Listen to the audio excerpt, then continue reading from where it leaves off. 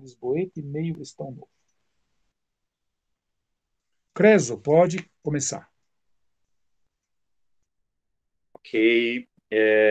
Só tentar. Júlia, você tem como eu tentar ver se consigo também mostrar um slide aqui, tá? Deixa eu ver se. Aí Consegue, você Cris, me acho que já está comunica. E se por habilitado. acaso eu não conseguir ver vocês, vocês me avisam aí, olha, tá bom? Sobre ele. Então, deixa eu ver aqui se eu consigo fazê-lo. Perfeito. Já peço desculpas de antemão aos comunicadores que eu vou interrompê-los para avisar quando estiver faltando 5 minutinhos ou 1 minutinho, tá bom? Mas acredito que você vai conseguir apresentar sim, Cris, sem problema. Deixa eu ver aqui. Tentando abrir.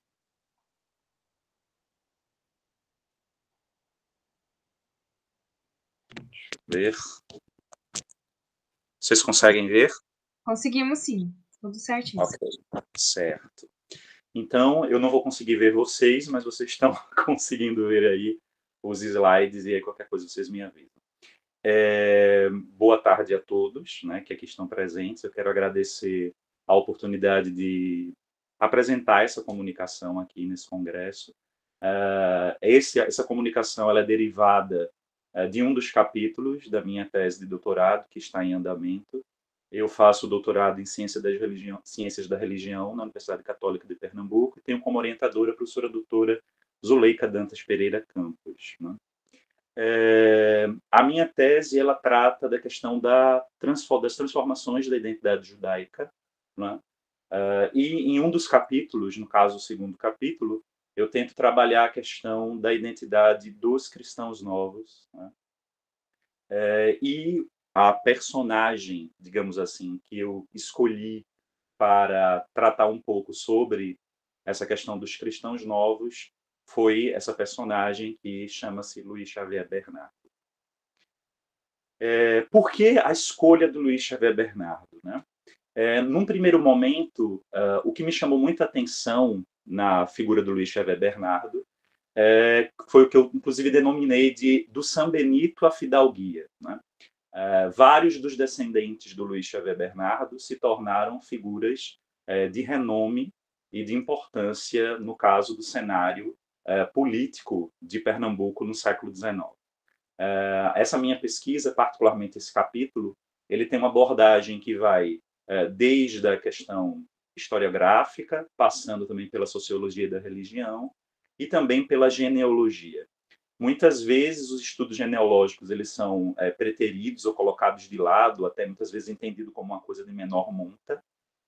Entretanto, eu acredito que os estudos genealógicos eles são bastante relevantes, eles podem ser uma ferramenta bastante importante para a gente compreender melhor não só a história de indivíduos, a biografia dos indivíduos, mas como a gente também conhece várias biografias que foram montadas, a gente tentar entender também um cenário social e cultural de uma época.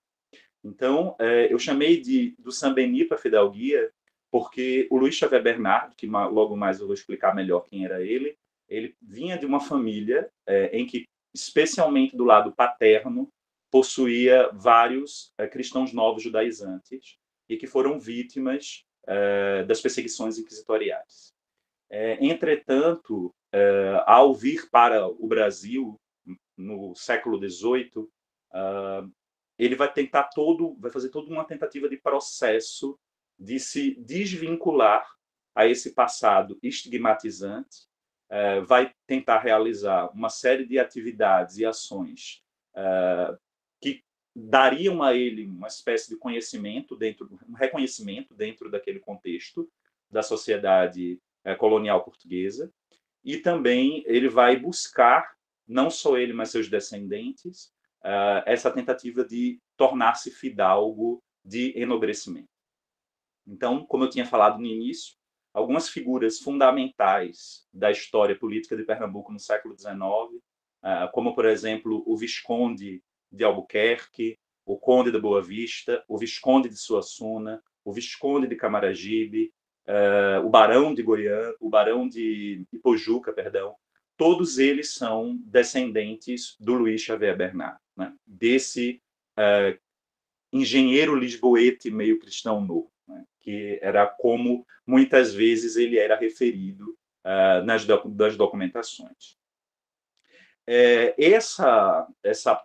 Essa tentativa de enobrecimento, esse enobrecimento que foi possível ao Luiz Xavier Bernardo, ele decorre, e aos seus descendentes, decorre porque ele, ao chegar ao Brasil, mais especificamente a Paraíba, ele vai realizar o casamento com uma das famílias mais tradicionais daqui do Nordeste, do atual Nordeste brasileiro, que é a família Cavalcante de Albuquerque.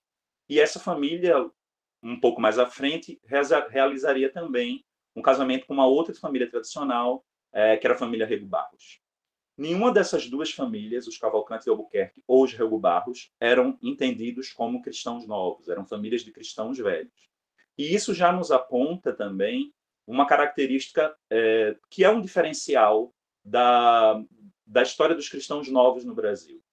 Quando a gente fala dos cristãos novos, de um modo geral, existe até, no meio de um senso comum, uma certa ideia de que os cristãos novos casavam-se primordialmente ou principalmente entre cristãos novos. Isso era até verdade em alguns grupos, particularmente em grupos socialmente mais sem tantas vantagens, digamos assim.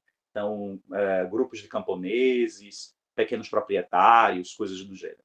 Mas não foi incomum, e que é uma coisa que também é muito sabida, essa presença de cristãos novos em famílias tradicionais. E uma outra razão para a escolha do Luiz Xavier Bernardo é que ele é o meu ancestral também. Ele é meu sétimo avô, através do meu avô, o jornalista Creso Cavalcante de Brito. Na imagem que vocês podem ver aí, a gente tem no topo à esquerda o Visconde de Albuquerque, à direita do Visconde de Albuquerque o Conde da Boa Vista, e abaixo o meu avô, o Creso Cavalcante de Brito, do qual, inclusive, eu herdei o nome Creso, que era o nome do meu pai também. Então, a pesquisa sobre o Luiz Xavier Bernardo, ela se deu também a partir de uma inquietação que decorre das minhas pesquisas já há bastante tempo. Eu trabalhei no Arquivo Histórico Judaico, no Centro Cultural Judaico daqui de Pernambuco, durante bastante tempo. O meu mestrado foi feito em cima da questão das identidades dos Bnei Anussim. E uma das coisas que me incomoda, muitas vezes, na produção sobre as comunidades de Bnei Anussim, mas também naquilo que é produzido sobre os cristãos novos, é que existe um hiato, uma espécie de vazio entre essa história dos cristãos novos de antanho, do século XVIII, XVII, XVI, e as atuais comunidades que se definem como Bnei Anussim. Existe até uma discussão que eu tento trabalhar na tese, que não vou trazer para aqui agora, isso pode ficar um momento para uma outra apresentação, de como a gente poderia entender esses movimentos de Bnei Anussim.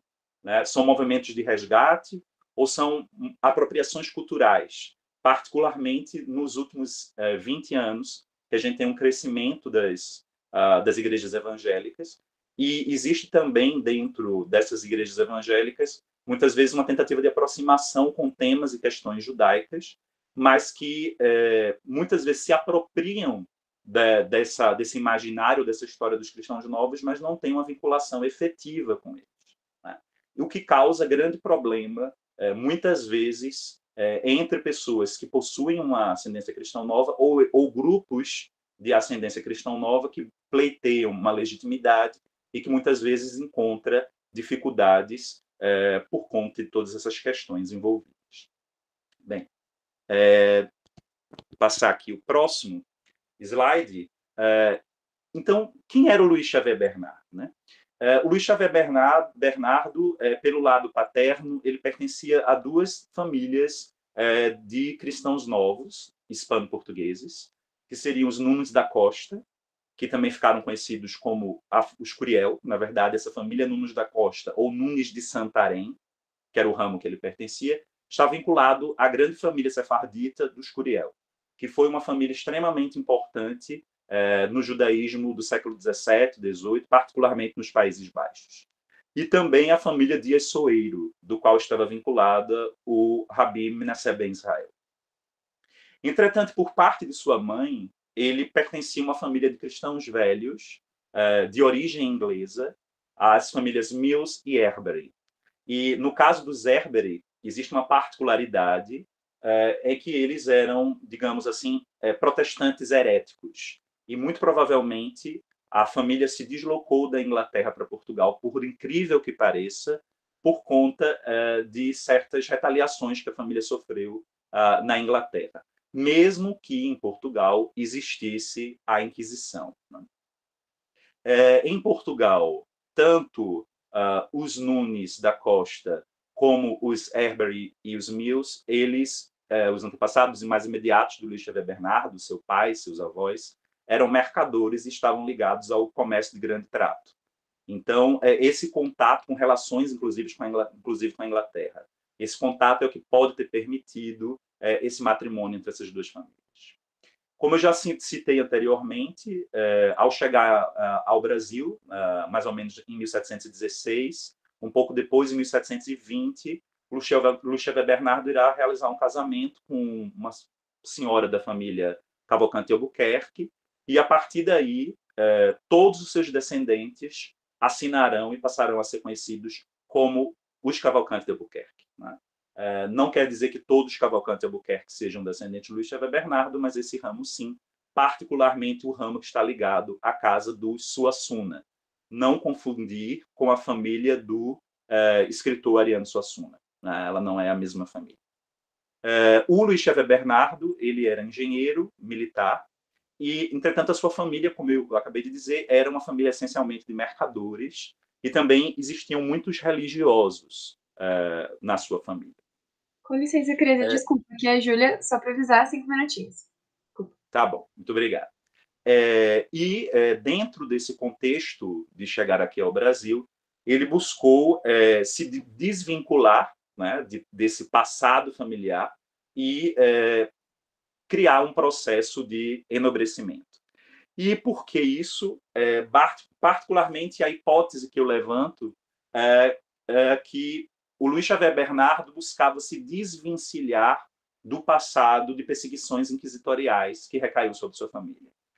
Desde o seu trisavô, Bernardo Nunes, passando pelos seus irmãos, Henrique Ebre e João Miles, eles passaram por uma série de processos de perseguição inquisitorial, né? Inclusive, já concluindo a fala, voltar aqui para vocês me deem licença,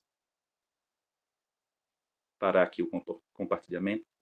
Então, como eu estava dizendo, para nós concluirmos, o Luís Xavier Bernardo, ele tenta se desvencilhar desse passado inquisitorial que recaiu sobre sua família, né? E, inclusive, talvez por conta disso, a gente não encontra resquícios ou denunciações de práticas judaizantes relativas a ele. Né? E isso é interessante em que medida? E eu concluo agora.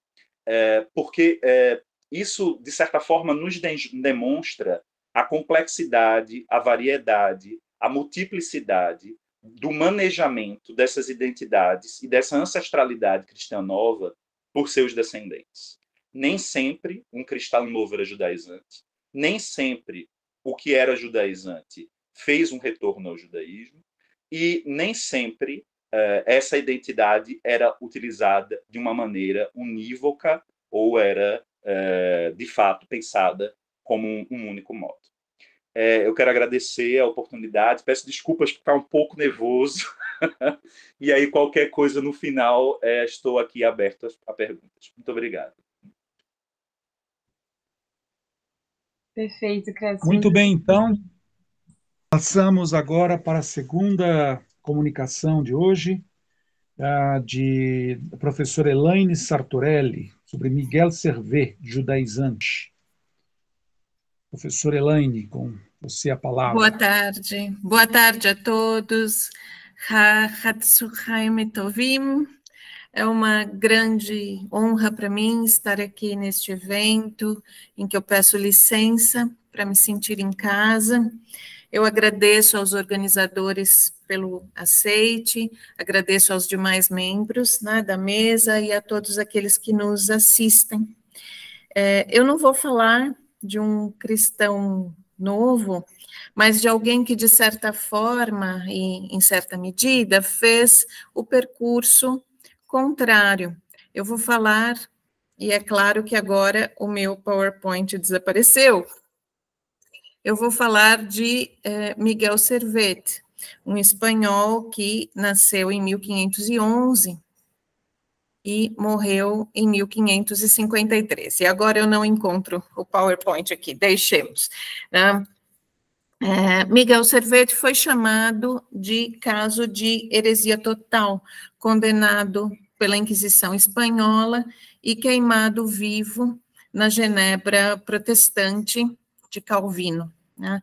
E que cristão, não apenas sincero, como militante e até mesmo radical, recorreu à língua hebraica e à Torá e aos profetas para legitimar sua leitura e interpretação da teologia cristã.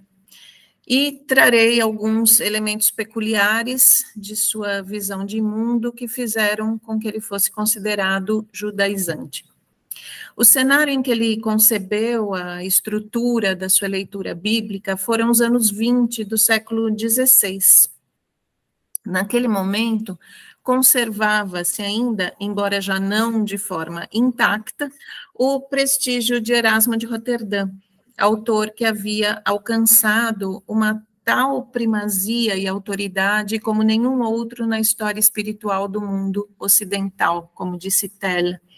Lembrando que o Renascimento teve como ponto central o estudo e a imitação da literatura antiga, sendo, pois, primordialmente uma atividade letrada, em que se deu o resgate, a colação e a edição crítica de textos da antiguidade e sua popularização graças a uma nova tecnologia, a prensa de tipos móveis de Gutenberg. A filologia se tornou, então, a medida de todo conhecimento humano, e a gramática passou a ser considerada a ciência superior, aquela da qual dependiam todos os outros saberes, acima mesmo da teologia. Mas, por literatura antiga, entendia-se a greco-romana. Por essas razões, o humanismo, embora praticamente todos os humanistas, todos, fossem membros do clero da Igreja Romana, Pietro Bembo, por exemplo, era secretário papal, foi um movimento de revalorização da cultura greco-romana pagã, e chegou-se a um tal ponto que não se permitia a alguém que quisesse se juntar a um grupo de humanistas conhecidos como ciceronianos, o uso de nenhuma palavra ou expressão que não constasse na obra de Cícero. Em outras palavras, para eles estava vetado o emprego de todo vocabulário próprio do cristianismo, como no famoso episódio em que um orador conhecido como Fedro pronunciou no Vaticano, diante do Papa, um longo discurso tratando apenas de figuras romanas, sem mencionar Cristo uma única vez. Mas houve um humanismo cristão. Erasmo de Roterdã foi o principal nome dessa corrente de humanistas que, estudiosos das línguas bíblicas originais, como disse Hillard, redescobriram o Evangelho como haviam redescoberto a Ilíada.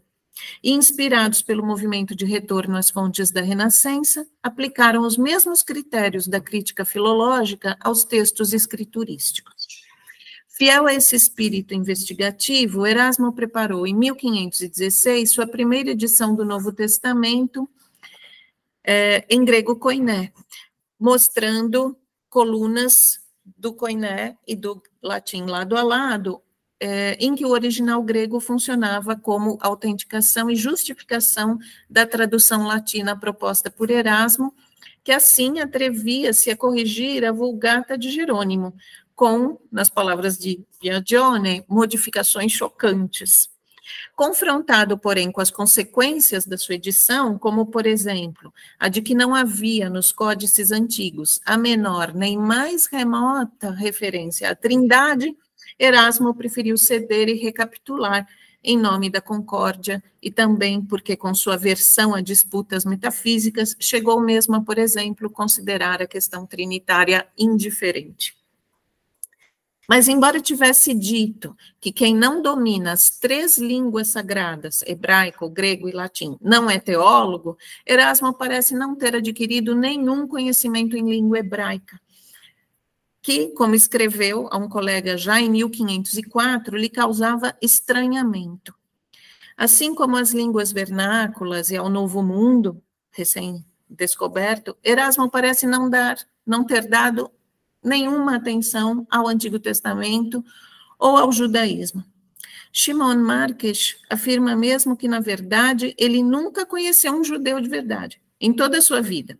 Nunca procurou tal encontro e nunca escreveu nada especialmente dedicado aos judeus. Muito diferente era o cenário em que se deu a formação de Miguel Servet.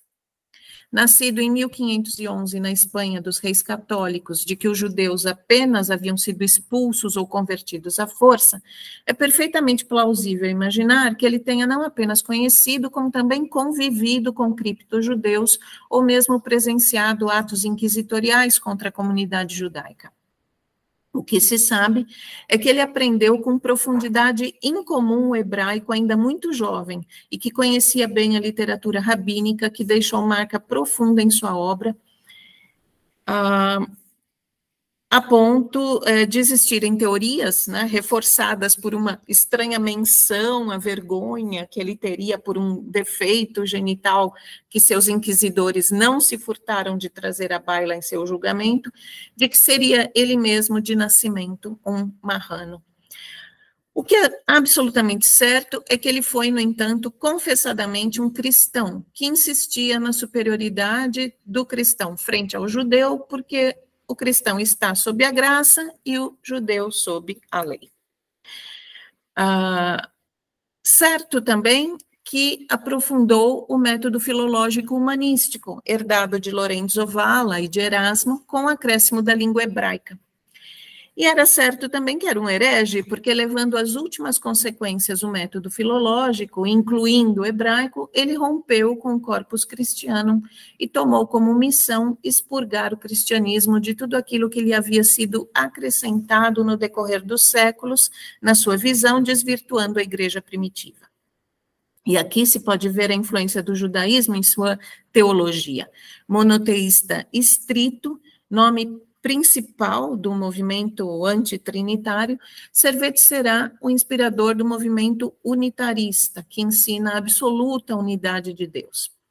Já no seu primeiro livro, publicado aos 19 anos, trazia o mesmo esquema que virá a ser desenvolvido incansavelmente em suas obras posteriores. O título, Os Erros da Trindade, não deixava lugar a dúvidas. A trindade estabelecida no conceito de Nicéia, de 3 entidades realmente, essencialmente distintas, é contrária às escrituras. A influência da filosofia pagã e, portanto, o principal motivo pelo qual os judeus não aceitam o cristianismo.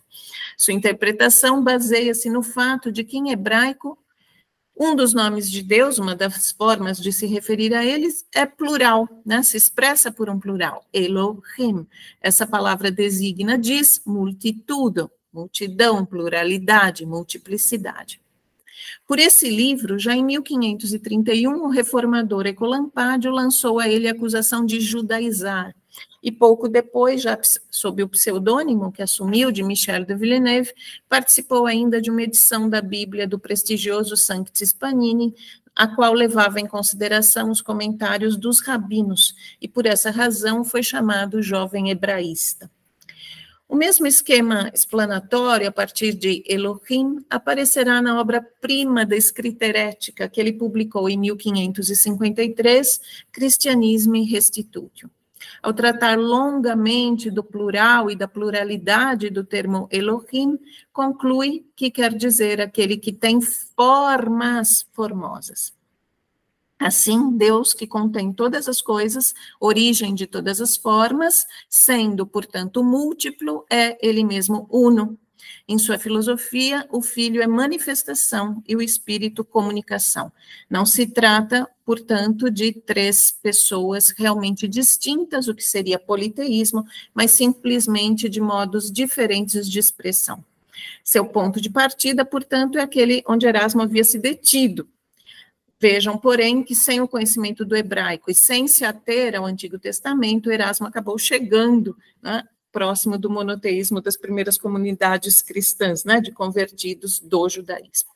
Vale ressaltar aqui que todos os passos bíblicos mencionados são extraídos do Antigo Testamento, e no decorrer da sua obra evidencia-se também seu conhecimento assombroso da literatura rabínica. Miguel Servet foi também médico, e Louis Newman teoriza que todo o interesse de Servet pela medicina vem de seu contato precoce com marranos de sua Espanha natal, em que a arte médica era alvo de certo desdém, precisamente por ser exercida por judeus. E a medicina é o motivo pelo qual hoje ele é reconhecido internacionalmente. É que ele desempenhou um papel importantíssimo na história da ciência, e mais uma vez por seu interesse pelo hebraico.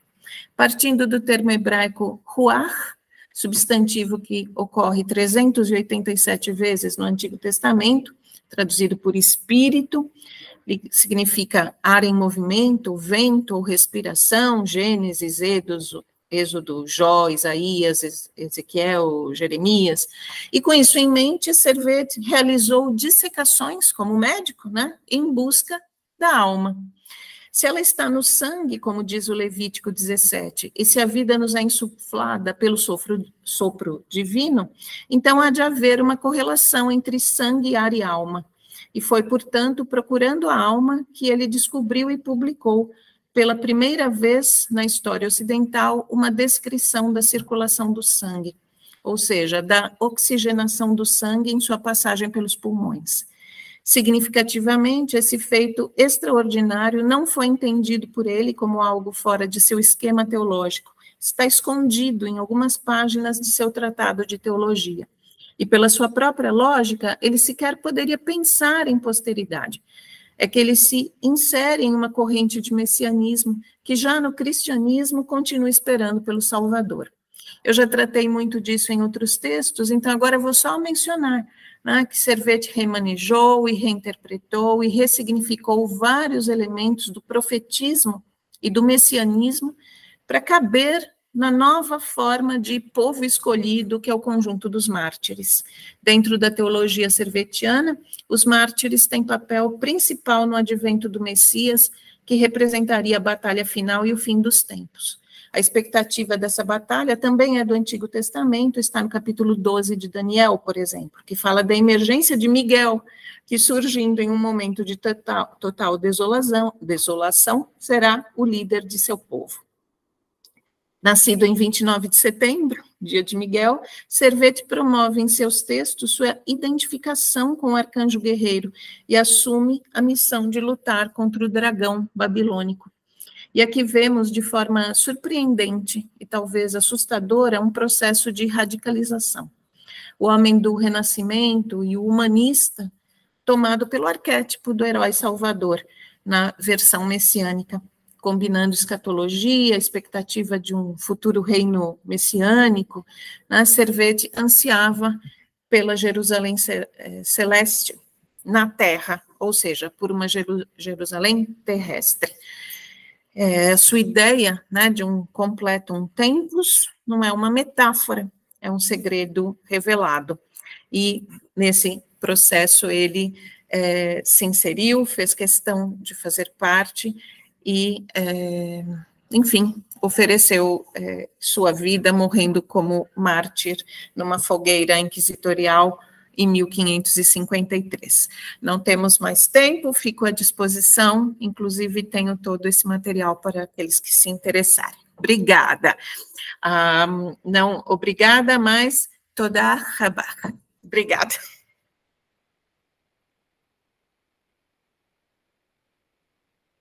Muito obrigado, Elaine, pela sua apresentação, interessante. Bem, agora falo eu. Eu vou falar sobre a ideia da origem hebreia dos índios americanos, na obra A Origem dos Índios do Novo Mundo, Origen de los Indios del Nuevo Mundo, do Frei Gregório Garcia. Ao chegarem à América, os europeus se depararam, então, com o fato da existência de seres humanos neste continente. Isso provocou perguntas assim perguntas assim muito intrigantes, né? De onde essa gente veio? Eles pertencem a, eles fazem parte da história da salvação? Os índios são humanos? Houve quem contestasse essa ideia da humanidade dos índios, não é? Até o Papa precisou, Papa Paulo III, numa encíclica chamada Sublimes Deus, ele vai afirmar a plena capacidade dos índios de serem convertidos, tal. Mas a grande pergunta que ficava sem resposta, né, era de onde eles vieram. Se eles são humanos, eles fazem parte, participam da história da salvação. Então essa pergunta foi realmente feita muitas vezes. E nós vamos ver que as respostas que foram dadas a ela, né, foram diversas. É, em caráter assim de curiosidade, quem lê a carta de Pero Vaz de Caminha vai lá observar uma coisa muito interessante. Os índios vão visitar a caravela do capitão Mor, Pedro Álvares Cabral. Dois índios chegam lá, são apresentados aos marujos todos que estavam lá, e eles conversam com o capitão da forma, por gestos, né, porque não sabiam a língua portuguesa, e eles vão então depois deitar no convés, e os marujos, os marinheiros, vão observar um fato que vai ser anotado por Pero Vaz de Caminha, que eles não eram circuncidados. Por que essa observação? Porque se acreditava que os índios, que esses povos que estavam nessas terras que haviam sido descobertas havia pouco tempo, acreditava-se que descendessem dos hebreus. No entanto, aqueles índios não eram circuncidados. Se eles não eram circuncidados, essa teoria caía por terra, né? Caía por terra. Como dar uma coerência ao mundo índio nesse momento? Como dar uma coerência sem se relativizar a Bíblia? Porque a Bíblia nos afirma, né, que a palavra dos apóstolos percorreria todo o mundo. Agora, ao chegarem à América, os espanhóis, os portugueses encontram aqui seres humanos. A palavra dos apóstolos chegou a essa gente. Aqui no Brasil e no mundo luso brasileiro todo, não só no Brasil, mas também em outras colônias portuguesas, a ideia que se aventou foi a da vinda do apóstolo São Tomé para a América. Ele teria pregado aos índios, ele teria então ensinado aos índios aquilo que de cristão se percebia no discurso, né, indígena, aquilo que se percebia de cristão, por exemplo, o desapego ao ouro, o desapego das coisas materiais, uma vida extremamente simples. Era um valor cristão e que os índios deveriam ter aprendido com o apóstolo. Daqui, o Padre Nóbrega chegou a dizer que o apóstolo São Tomé atravessou, foi expulso do Brasil pelos índios que não o queriam aqui, porque ele talvez tivesse proibido a antropofagia ou práticas culturais que eles reputavam assim inalteráveis. Ele teria atravessado o mar a pés enxutos e teria chegado à Índia.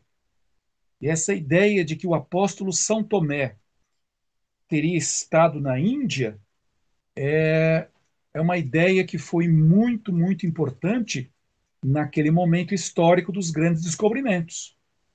Pedro Álvares Cabral foi quem primeiro teve contato com cristãos da Índia, que se supunha haviam sido convertidos pelo apóstolo São Tomé.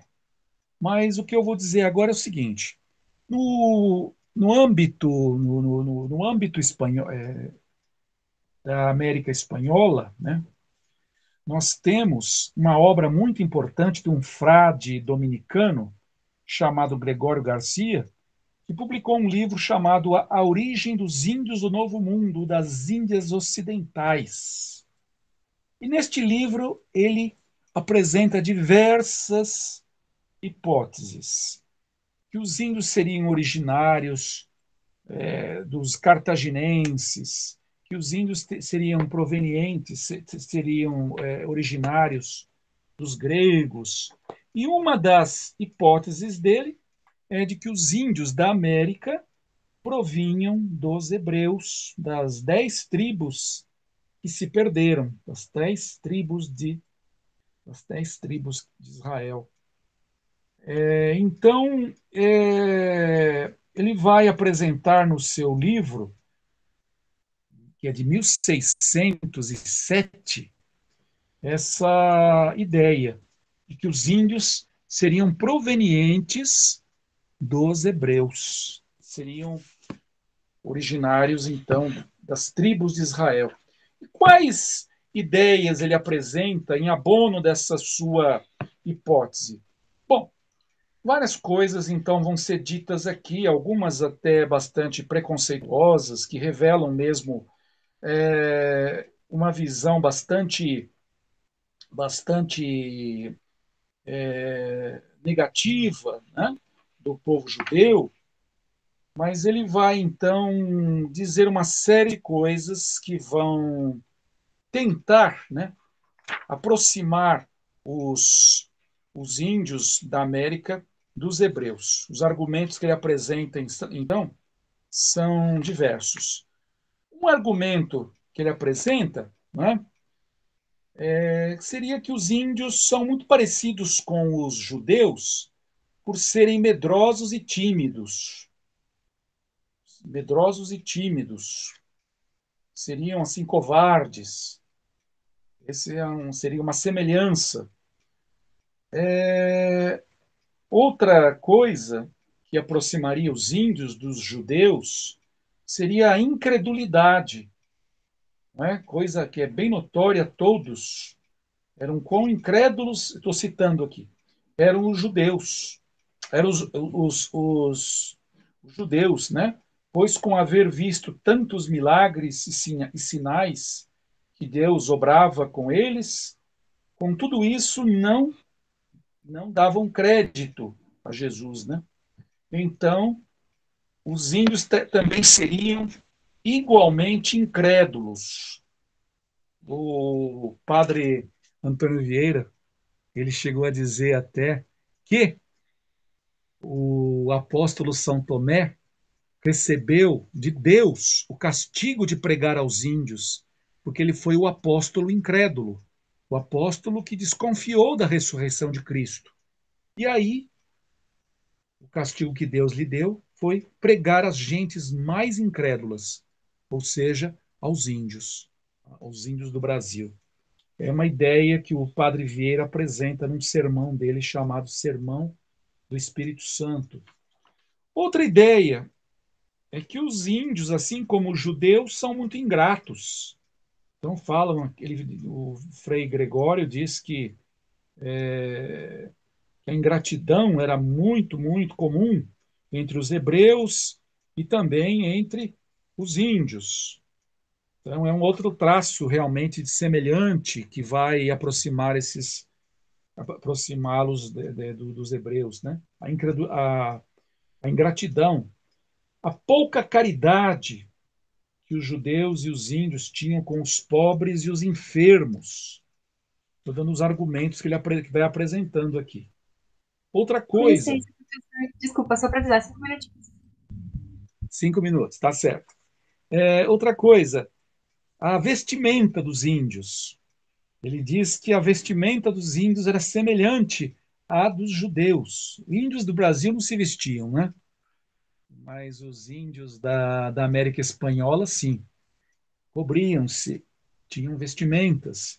E, segundo Frei Gregório Garcia, elas eram parecidas com as vestimentas dos hebreus.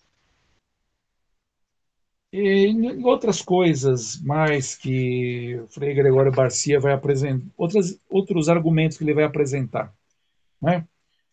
Costumes parecidos assim que eles teriam. Como os índios enterravam os mortos. Os judeus e os índios enterrariam os mortos de maneira parecida.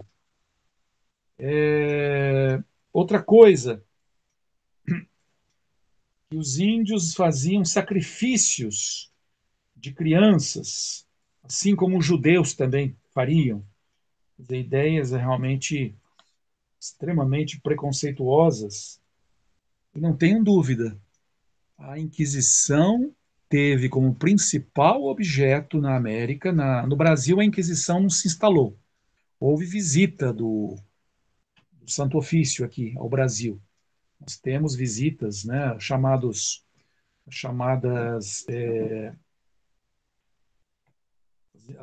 foram feitos então perquisições lá na Bahia, em Pernambuco, né, as confissões de Pernambuco, as confissões da Bahia, mas não se instalou o Santo Ofício aqui. Agora, no mundo, na América Espanhola, a Inquisição chegou a se instalar. Nós tivemos Inquisição, por exemplo, no Peru, não é? Em Lima, a Inquisição se instalou. E não tenham dúvida que o principal objeto da Inquisição na América eram realmente os cripto-judeus, né? Os judeus, os cristãos novos. Esses eram realmente o objeto mais buscado pelos inquisidores. Buscar realmente o criptojudaísmo. Bom, então, esses são os argumentos apresentados pelo Frei Gregório. Depois ele vai apresentar no texto dele as ideias em contrário, não é? É uma análise bastante comum na Idade Média, em que vem primeiro as teses, depois as refutações, uma análise bastante comum naqueles tempos, e até ele não vai chegar assim a uma conclusão definitiva sobre essa questão, não é? Ele vai apresentar outras teorias também, outras hipóteses, como, por exemplo, certas leis que os índios mantinham, leis que são encontradas, por exemplo, em Levíticos, que os índios teriam ritos que seriam parecidos aos dos judeus. Daí vai. Essas ideias, então, foram ideias muito correntes naquele momento histórico e vão alimentar realmente as perseguições que foram movidas contra, né, os idólatras, muitas vezes considerados assim como semelhantes aos judeus nas suas idolatrias, certo? Muito bem, é isso aí, o tempo é pouco e a arte é longa, né? Mas vamos chamar agora o próximo comunicador de hoje, que é Cláudio Antônio da Silva, que vai falar sobre o mundo indígena, São Tomé, cronistas e viajantes. Cláudio, com você a palavra. Boa tarde, pessoas. Eu sou orientando na reta final do doutoramento com o professor Eduardo Navarro. E eu gostaria de começar dando um passo de lado, porque a abordagem que a gente faz é final de 1500. Então, assim, acho que seria bom um certo transporte da gente para conseguir falar um pouco dessa história de mentalidades, no sentido até de pensar os mapas mundis que a gente tinha na época, né, em que a América aparece pela primeira vez em 1507. Ou seja, não existia América e dentro da visão europeia eles viviam muito bem com isso. Existia a África, existia a Ásia, e mesmo esses mapas mundis que existiam, eles representam o desconhecimento europeu com relação ao universo, a visão de universo, porque o ponto que eu quero dar esse passo de lado é exatamente para chegar numa ideia de visão de universo, de história das mentalidades, né? Então, assim, o que aparece nesses mapas? Aparece um Japão, que é uma península, a Índia é uma Índia toda torta, o Ceilão é uma ilha gigantesca, o Sri Lanka hoje, o sul da África é totalmente deslocado na sua relação com o Ocidente e o Oriente, em comparação com as cartografias modernas. Então, a América é a grande novidade, a partir do primeiro mapa feito em que consta a América. Mesmo assim, é muito diferente das outras cartografias e da visão totalizante de mundo que a gente tem hoje, com Google Earth, enfim. E o que eu quero dizer é que esse desconhecimento ele vai alimentar pretextos para uma elaboração fantástica. E aí, nesse ponto, eu vou buscar me apoiar nos trabalhos do professor Sérgio Buarque de Holanda, que é Visão do Paraíso, e também uma relação com o professor Alfredo Bose, Dialética da Colonização, em que essa questão da história da salvação ela está ligada ao islamismo, ao judaísmo, ao cristianismo, a essas narrativas que vão ser construídas, algumas, como o professor já citou, do Padre Vieira. E o professor Bose ele vai dizer que assim, a gente pode pensar uma outra perspectiva, né? E não como se fosse um horizonte para todas as religiões terem um Deus único, né? Então, o que o professor Bose vai dizer é que ele acende-se aqui o conflito a partir da chegada da Península Ibérica, especialmente no Brasil, dos portugueses, acende-se aqui o conflito entre culturas. As religiões tendem a edificar a figura da consciência pessoal unitária. Quais religiões? Essas que eu citei, islamismo, judaísmo, cristianismo. A consciência unitária, como o judaísmo, o cristianismo, que temem os rituais mágicos, tanto os naturalistas quanto os xamanísticos, suspeitando-os de fetichistas ou idólatras. Na realidade, eu não diria nem que eles estão suspeitando, mas declarando, né, abrindo um olhar inquisidor, né, sobre o sagrado do Maracá e contra a mediunidade, né, sempre vista como uma visão de possessão, de horror, né, o medo do politeísmo, como já me referi, e a relação do transcendente, essa relação do letrado, do colonizador, ele vai ter como base a palavra escrita da Bíblia, no caso judaico-cristão, o Corão para o islamismo, em que em alguns momentos você vai ter uma entoação do canto sacro, que é diferente dos gestos e ritmos da oralidade, do ritual xamânico indígena, né? Da poética xamânica dos pajés, navegação do chamamento dos mortos, né? Então, tudo isso, os indígenas vão ser vistos como sinais de barbárie, né? Então, você tem aí uma disputa de imaginário e de duas teodiceias, né? Que, na verdade, trata-se de um massacre, né?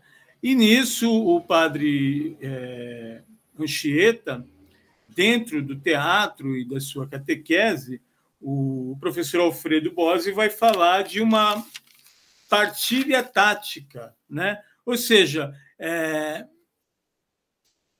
a catequese como uma situação de se colher e reinventar e reter entidades cósmicas como Tupã, ou o herói civilizador, como é o caso do Tomé, capazes de se identificarem com figuras pessoais bíblicas de um Deus criador ou um filho salvador. Ou seja, não prestavam atenção ao culto organizado pelos indígenas, de forma que, sumariamente, vão dizer que eles não têm religião alguma, né? Quando, segundo o professor Bose, o local de procura seria um outro locus simbólico, né? Seria exatamente o culto dos mortos, né? Eis a função das cerimônias de canto, das danças, das cauinagens, né? Dos fumos, dos transes, né? E que ata o próprio indígena ao seu passado comunitário, que garante sua identidade no interior do grupo, né? Então, esse passo de lado dessa primeira inserção e dessa questão toda de diabolizar todo o ritual que não parte de si mesmo, não ver o outro com uma visão de alteridade, né? Nisso a gente pode abrir essa discussão sobre esses tratamentos, né, que a gente vai se relacionar sobre esse imaginário da colonização. Então, o que a gente está se transportando aqui é para uma novidade, né? É para um novo mundo e um novo imaginário, onde vão ser criados essas relações fantásticas, como já foi citado, né? A questão do São Tomé, em que você tem essa projeção e não a observação da alteridade, né? Então, acho que dá para se valer desses três elementos, da religiosidade e mitificação, das expectativas nutridas pelo novo mundo, nutrida pelos europeus, e o grau de desconhecimento com relação a este novo mundo, né? Que, como eu já disse lá no começo, já é denunciado pelos mapas mundi, completamente ligados à experiência, né, que vai se mostrar muito mais ampla, né? Então, esse imaginário fantástico ele é profundamente revelador da condição mental dos europeus, né? E aí, como a gente tem um curto tempo aqui, eu preciso entrar rapidamente o que é essa demanda pelo fantástico, onde, segundo o professor Sérgio Buarque de Holanda, a gente vai ter em Visão do Paraíso o mito do paraíso terreal, né? Que é um dos componentes, mas é central na obra, né? Em que haveria um paraíso transcendente e um local a ser procurado na própria Terra. E aí, por ser ligado ao Departamento de Estudos da Tradução, eu vou começar a usar um pouco a palavra traduz para tentar um pouco me aproximar, sem fechar a questão, sem ser categórico, mas tentar um pouco me aproximar do que se traduz com esses mitos, né? Por exemplo, essa abundância de recursos naturais, de frutas, de comidas, talvez traduz uma Europa traumatizada por crises de subsistência, pela própria praga, essa exuberância da paisagem, esses ares temperados, possivelmente, talvez traduzem uma Europa com seus rigores das estações de ano, né? Essa ideia da longevidade dos indígenas, né? A abundância de riqueza, e no caso aí metais preciosos, possivelmente traduz uma Europa traduz novamente, né, se tornando progressivamente mercantilista, né? Então, o paraíso terreal é aquilo que a Europa gostaria de encontrar, é uma projeção, né? Cria-se no imaginário, na história das mentalidades, esse lugar, né? E o que há de concreto não é o lugar em si, mas o conjunto de elementos responsáveis por essa materialização como ideia, né? Porque se a gente faz a pergunta se as pessoas realmente acreditam nisso, essa não é a melhor pergunta, possivelmente não é a melhor pergunta. É porque essas sociedades formulam essas ideias em torno do mundo, em torno dessa novidade, né? Qual é o papel desempenhado por essas crenças nesse mundo social, né? E quais são essas crenças? Já falamos aqui do paraíso terreal, o professor Sérgio Buarque de Holanda vai falar também do mito do Eldorado, uma terra de abundância, de metais preciosos. Desculpa, com licença, 4 minutinhos, tá bom? Obrigado, querida.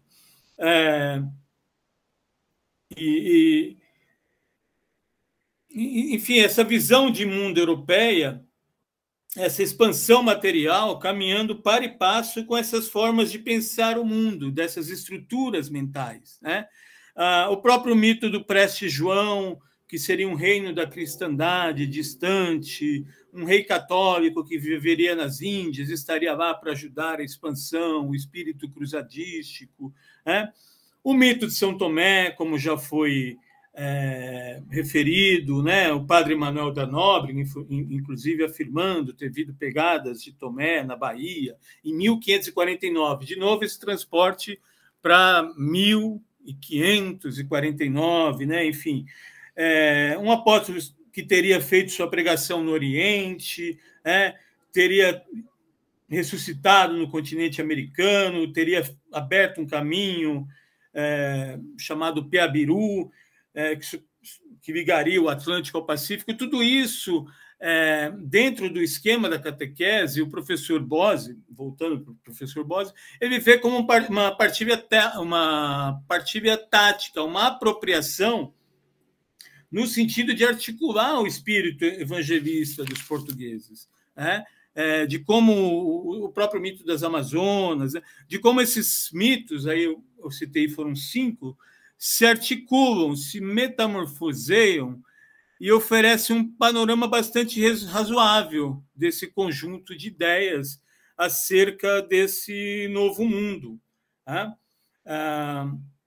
Ou seja, essa ideia do traduzir mitos e a ideia do traduzir enquanto aculturar, né? De transportar para um público diverso, né?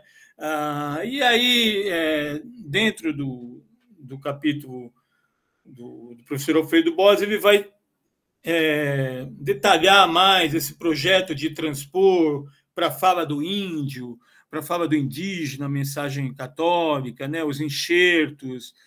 Ele vai entrar em toda uma questão linguística que se estenderia demasiadamente, mas o fato é que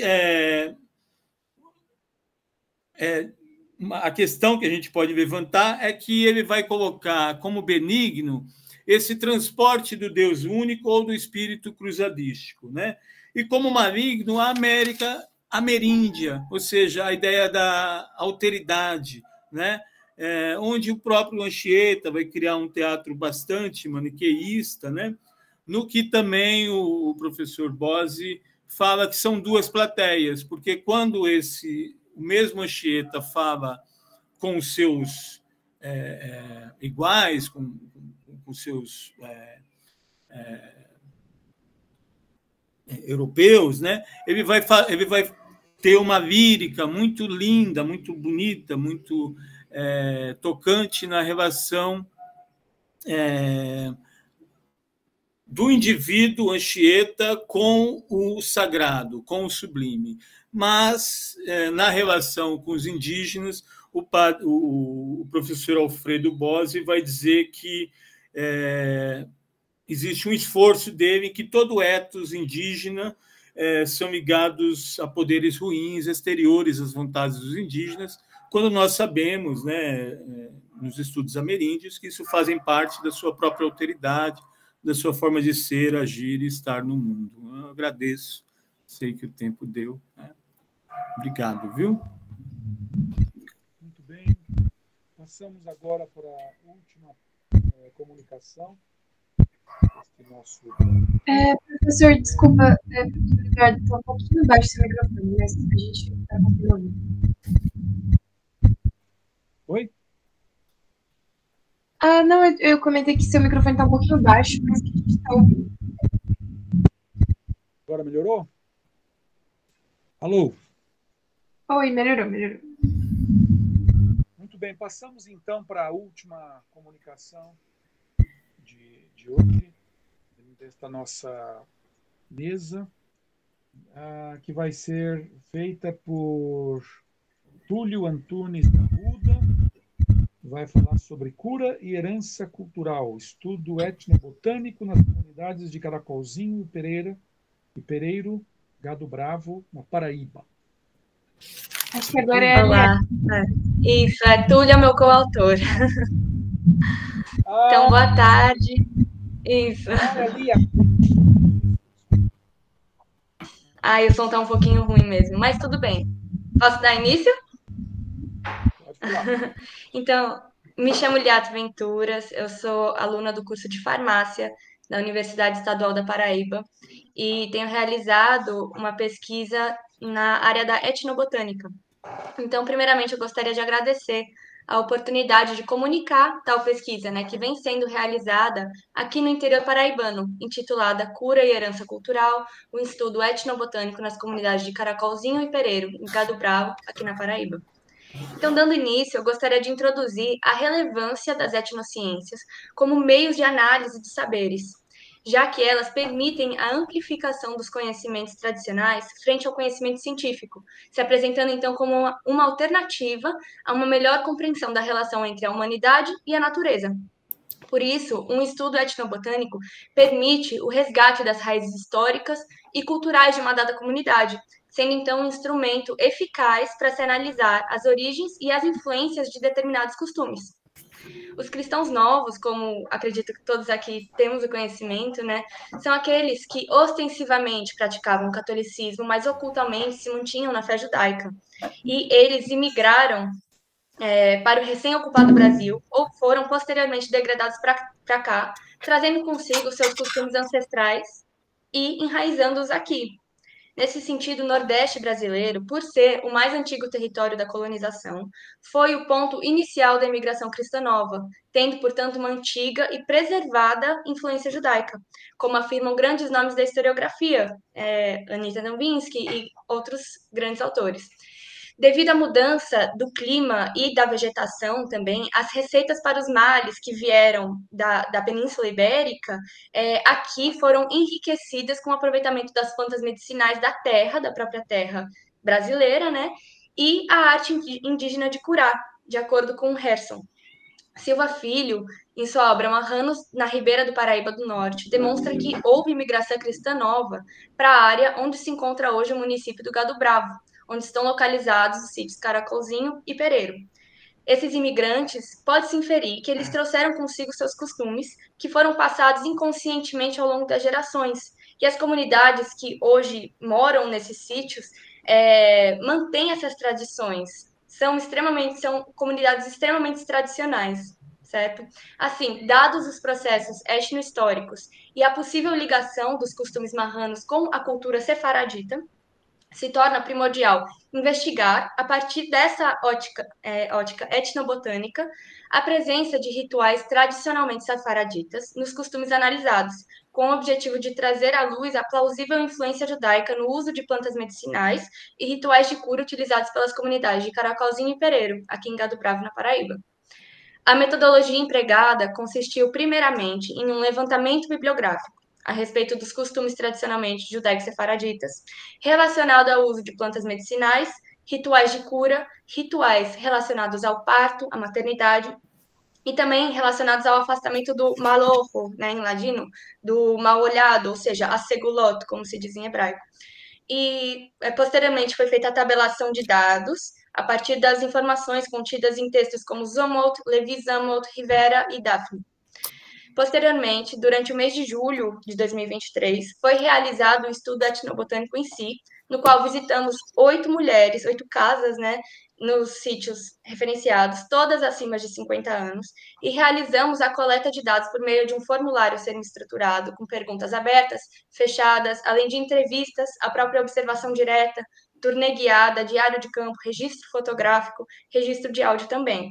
Lembrando que esses dados reunidos consistiram daqueles relacionados ao uso de plantas medicinais, rituais relacionados à cura, ao parto e o afastamento do mal-olhado por parte das entrevistadas. Então, todas as informações contidas nas entrevistas, né, foram transcritas, tabeladas e comparadas com dados previamente coletados no levantamento bibliográfico. Dessa maneira, foi possível, então, comparar descritivamente o que se encontra na literatura a respeito dos costumes e práticas tradicionalmente judaicas com o que é praticado no dia a dia das mulheres que foram entrevistadas. Os resultados, então, foram divididos em 3 partes. Primeiramente, o uso de plantas medicinais.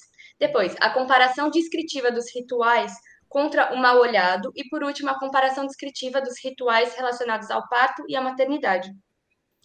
O uso de plantas medicinais em si, para o tratamento de enfermidades, né, per se, mostrou-se relativamente distinto entre os grupos analisados, o que já é de se esperar, já que houveram influências socioculturais, geográficas que justificam tal discrepância. Para ilustrar, podemos utilizar o exemplo da ruta graveolens, ou arruda, que entre as entrevistadas é amplamente utilizada nas formas de chá, garrafadas ou banhos, para o tratamento de cólicas menstruais, limpeza pós-parto, dores de cabeça e dores de ouvido.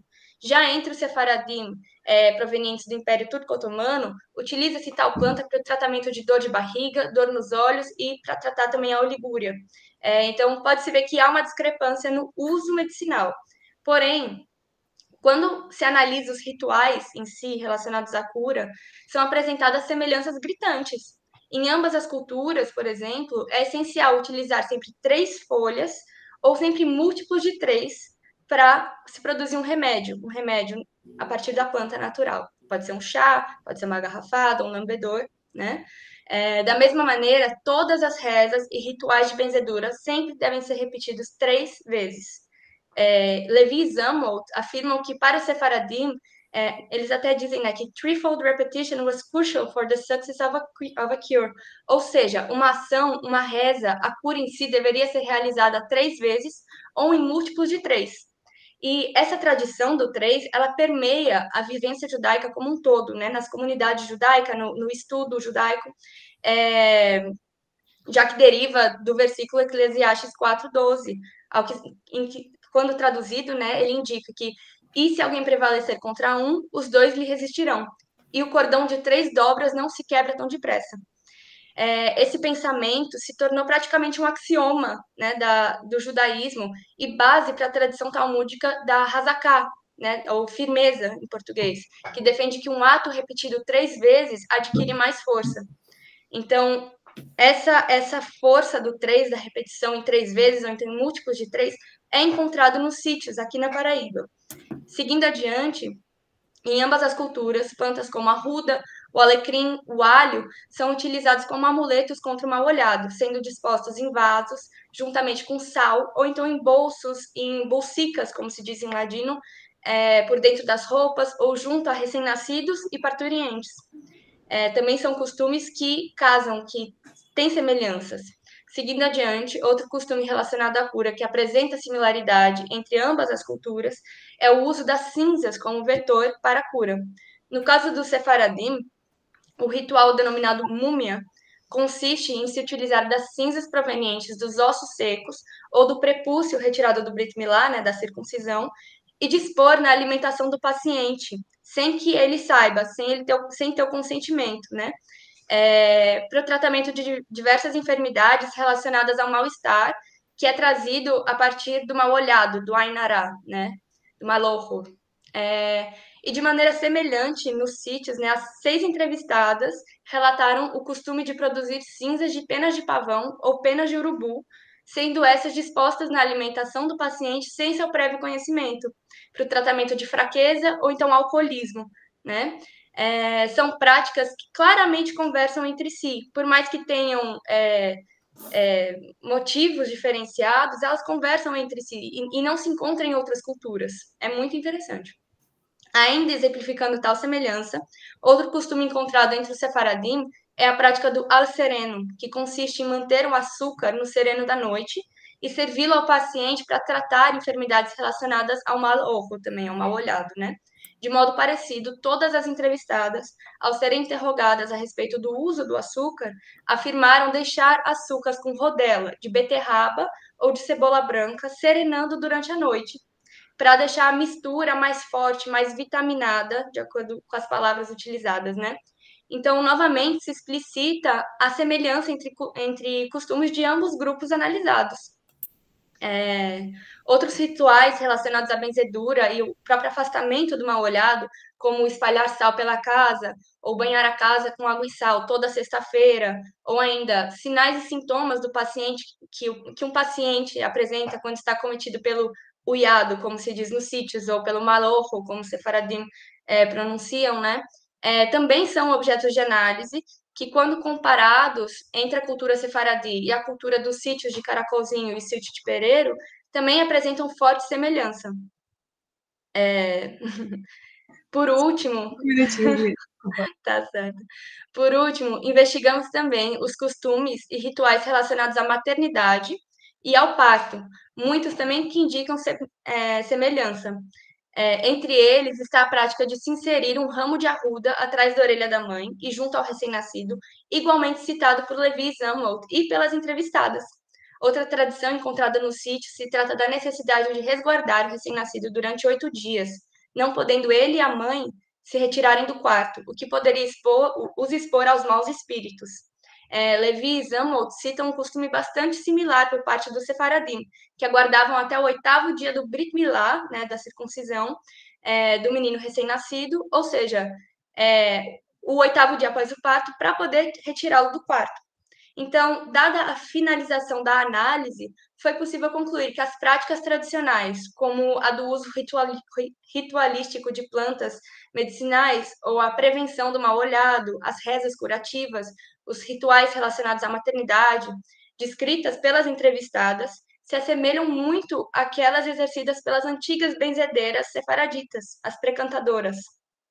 Por isso, os resultados encontrados, aliados à conhecida migração cristã nova ao Nordeste brasileiro na época colonial, fortalecem a hipótese de que a tradição judaica está presente nos costumes e práticas relacionadas à cura e ao uso de plantas medicinais das comunidades de Caracolzinho e Pereiro. Ainda se faz necessário o fomento de pesquisas etnológicas nesse mesmo sentido, de procurar as raízes culturais de tal comunidade, das comunidades, a fim de conferir ainda mais robustez à metodologia e aos resultados encontrados. E é isso.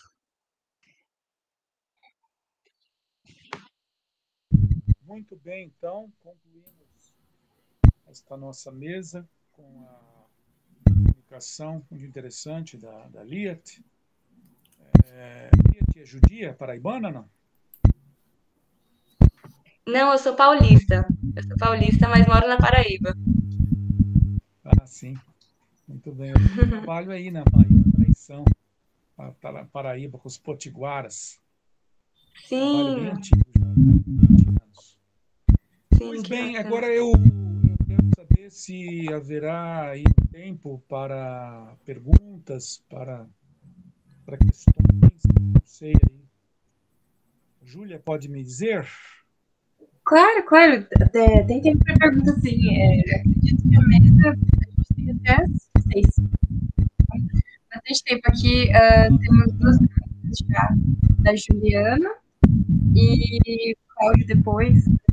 Licença, eu gostaria de perguntar se eu posso me ausentar, porque eu tenho uma aula agora, exatamente às 7h30, eu estou na zona sul da cidade, eu vou me locomover até o campus da USP, Claro, Cláudio, sem problema.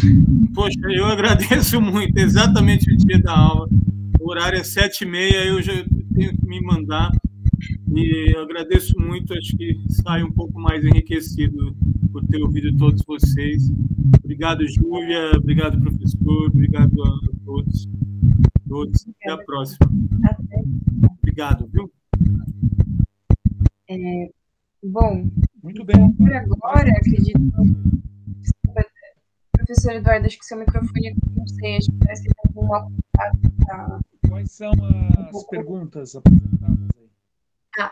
As perguntas, ok. Então, a Juliana Bianchi perguntou para a professora Elaine Santinelli e que ela tem interesse no material, então se você puder compartilhar conosco, seria muito bacana. E deixa eu ver, para a Liat, a Juliana também perguntou se você poderia repetir sobre as penas do pavão. Agora, posso? Pode? Sim, em relação às penas do pavão, qual é o costume que se escutou aqui? Foram algumas entrevistadas que elas relataram utilizar, elas pegam a pena do pavão, aí elas secam, fazem as cinzas, né? Maceram, fazem as cinzas disso, e para tratar fraqueza, elas relataram o tratamento de fraqueza, elas colocam na comida ou na água do paciente, né? Sem ele saber, ele não pode saber, isso é crucial para o tratamento. E algo muito parecido é encontrado na literatura sobre os costumes sefaraditas, só que não com pena de pavão, com outros artefatos, mas a mesma estrutura, entende? Mas sobre a pena de pavão é justamente esse é o método, né? Bacana, obrigada, Liat. Também. Desculpe, eu ouvi mal a pergunta. Acho que há alguém interessado no material sobre o Miguel Servet. Sim, a Juliana. Eu vou ter a imodéstia de forma imediata, recomendar minha tese, que está no banco de dados de teses, né, da USP, que se chama Estratégias de Construção e de Legitimação do Ethos do Advogado da Verdade.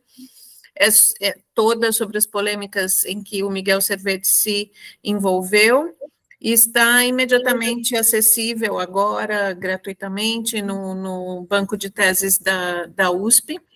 E eu tenho uma tradução de um tratado do Servet, que é a Apologia contra Melancton, também que foi publicado em português, que eu saiba, é o único material sobre o Servet em português que existe.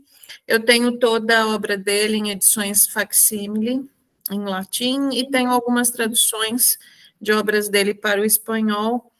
E acerca dele, eu acredito que eu tenha tudo que seja possível conseguir. Eu vou escrever o meu e-mail aqui no chat e fico à disposição para conversar sobre isso. Obrigada pela pergunta. Muito obrigada, Elaine.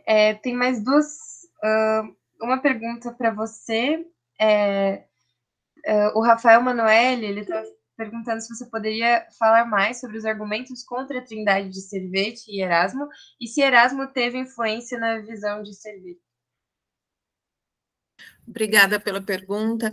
Erasmo, sem dúvida, teve influência, o Erasmo usando esse método filológico que o Lorenzo Valla tinha usado no século XV para, por exemplo, desmoralizar, né, algumas pretensões da igreja, a posse de terras, como se fossem concessões antigas, e o Lorenzo Valla demonstrando pela filologia que aquele documento não podia ser antigo, né, porque usava termos mais recentes, enfim, né, desbancou, né, esse argumento. E o Erasmo ensinou a aplicar, né, esse método científico, investigativo, da restituição do sentido original das palavras, também, né, ao texto bíblico. O Erasmo publicou, né, a sua própria versão, né, do Novo Testamento apenas, né, latino, em que ele corrigia erros de São Jerônimo, né, só isso, e para demonstrar que ele estava certo, ele colocou o texto koiné, né, de grego koiné, ao lado em colunas, então o estudioso podia cotejar, e ele não encontrou nenhuma referência à Trindade. O único trecho levemente, né, remotamente possível de se fazer alguma associação é o chamado Coma Ioannium, que está na primeira epístola de João, capítulo 28, que fala do pai e do filho, mas não, esse trecho não existe nos códices antigos. E por isso Erasmo tirou da sua primeira edição do Novo Testamento.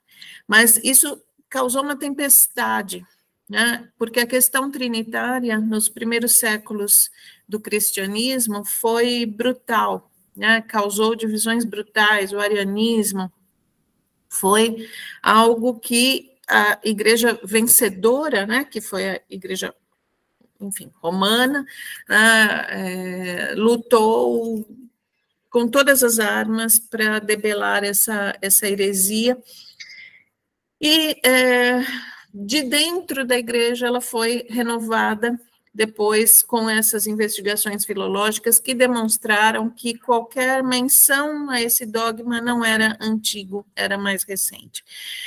Só que o Erasmo, quando percebeu isso, se deteve e recuou, né, tendo em vista o que ele pretendia, que era a concórdia, a pacificação. Mas outros não recuaram, né? São chamados reformadores radicais. Reforma radical é um termo cunhado em 1953 por um estudioso chamado Williams, e o Servetti é um dos grandes reformadores radicais. E o Servetti veio com isso da Trindade, né? Que não é evangélico, não é da igreja primitiva. E além da Trindade, ele trouxe a questão do batismo infantil, né? Entre vários outros problemas que ele levantou e que fizeram dele o que já foi chamado, né, de estudo de caso de heresia total, né? Ele é um heresiarca em todas as questões possíveis, né, do ponto de vista da ortodoxia romana e depois da protestante. Quanto à Trindade, é claro, isso é um assunto longuíssimo, recomendo novamente com toda a modéstia, né, a minha tese trata disso, mas basicamente ele vai usar a metáfora de Irineu, né, da igreja primitiva, que diz que o Filho e o Espírito são como as duas mãos de Deus. Então, não são entidades essencialmente diferentes, não são separadas, não são outros, são manifestações. Então, o Filho é a manifestação, a exibição do Pai, assim, o Pai visto. E o Espírito é o Pai se comunicando. Tá? Então, são dois modos de comunicação. Por isso, a trindade dele é chamada de trindade modal. Né? Ele, digamos que, ressuscitou e ampliou, né, discussões do cristianismo primitivo, e embora, né, já tenha sido aí chamado de todos os nomes, a verdade é que há uma coerência intrínseca no sistema dele que é, assim, lapidar, e pode-se considerá-la totalmente errônea desde o começo, mas é fato que, partindo das premissas de que ele partiu, o resultado a que ele chegou é extraordinariamente coerente. Né? Então, é alguém aqui, enfim, que eu gostaria, né, que nós pudéssemos também conhecer, né, nem que fosse pelo fato, né, de que ele, enfim, como todo mártir, morreu, né, não matou, mártires não matam, morrem, né, então nem que seja por isso, né, é interessante conhecê-lo. Obrigada. Muito obrigada, professora Elaine. Para Liat, de novo, o Rafael Manoel, ele pediu indicação da literatura sefaradita que você relacionou com as comunidades brasileiras. Sim, com certeza. Eu posso enviar no chat? Vou enviar por aqui. Principalmente, o livro que mais ajudou foi esse daqui. Ele é em inglês, né? É Ritual Medical Lore of Sephardic Women. Mas ele ele foi um estudo muito, assim, parecido com o que foi feito aqui, mas utilizando judeus de todos os lados do mundo, principalmente no Império Turco, os descendentes do Império Turco Otomano, também judeus que moram em Israel, nos Estados Unidos, e se fez essa junção, justamente, judeus sefaradim, né? Se fez essa junção nesse livro aqui. Eu vou colocar a referência dele aqui, e tem alguns outros que também são muito interessantes e importantes. A Isamot, que é a Rosemary, ela também fez um artigo extremamente interessante. Na verdade, foi uma palestra que foi posteriormente escrita, né? Que é essa segunda que eu enviei, de 1996, que também é muito rica em costumes, muito rica expõe muita tradição, né? Sefaradi. Firestone também. Eu acredito que esses aqui tem mais, tem muito mais, mas assim, esses, para começar, eles são muito...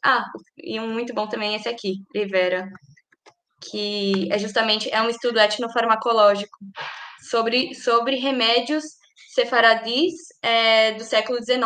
Então, aborda muito essa parte etnofarmacológica, né? É muito interessante também. Acredito que esses aqui são os principais que eu me lembro agora. Mas qualquer coisa pode entrar em contato. Eu posso deixar meu e-mail e eu posso trazer mais referências também. Meu e-mail está aqui. Muito bem, então. Mais alguma pergunta? Prontinho. Foi. Eu só gostaria de deixar para aqueles que estudam a questão dos indígenas, né, a construção da imagem dos indígenas brasileiros, a sugestão do ensaio 31 do livro 1 do Montaigne, que trata sobre os canibais, né, os tupinambás, e a aproximação por contraste, né, que ele faz entre esses pretensos selvagens e os civilizados europeus, né, e segundo alguns, ele inventou a etnografia, né, e isso de dar voz ao outro no discurso, e se isso é verdade, isso foi inventado pelo brasileiro, né, para dar voz ao brasileiro. A ideia do relativismo cultural, né, foi aí claramente apresentada. Mais alguma pergunta? Bem, não as havendo, então, nós damos por encerrada a nossa mesa. A todos, meu muito obrigado. Ótimas comunicações, muitas informações preciosas. E a todos, um grande abraço. Obrigada. Obrigada. Obrigado. Boa noite. Gratidão. Boa noite.